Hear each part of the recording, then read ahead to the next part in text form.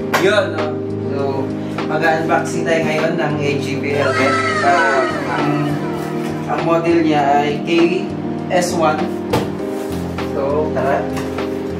KS1, K1S, sorry. K1S matte black. Ang size niya ay medium. So, 57 cm. Made in Vietnam. So, ang SRP niya pala, sasabihin ko sa inyo mamaya kung magkano siya. Tingnan mo natin yung ganda niya. Tara.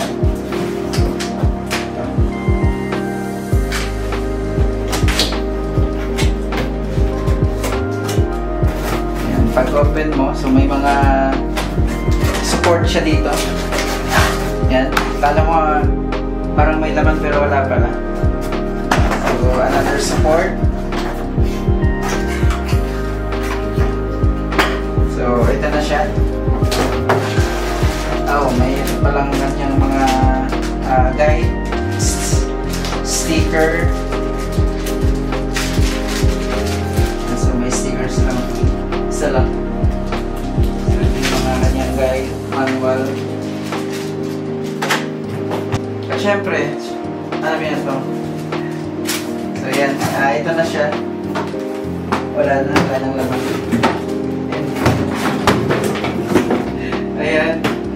So, ito yung may maganda siyang ano dito. Tapos, napakasimple lang kanyang cover. Wala man lang print. So, may ito lang, may etiketa. Tapos, ang kanyang lock. Tapos, yun. AGV helmet matte black. Ito yung kanyang visor. So, clear lens lang. At akala mo nga may siyang dual lens. So, isa lang pala. Single lens lang siya. Tapos, siya, parang compact na design. Maliit yung shell niya. Tapos, yung foam niya dito, ito, maganda kasi, alam niyo, palit yung para yung hangin. So, close na close. Tapos, ito rin yung air ventilation niya, para bang tawag dyan. Tapos yung lock niya parang simple lang. Tapos yan, ito yung loob niya. Yan. Yung foam niya manipis lang.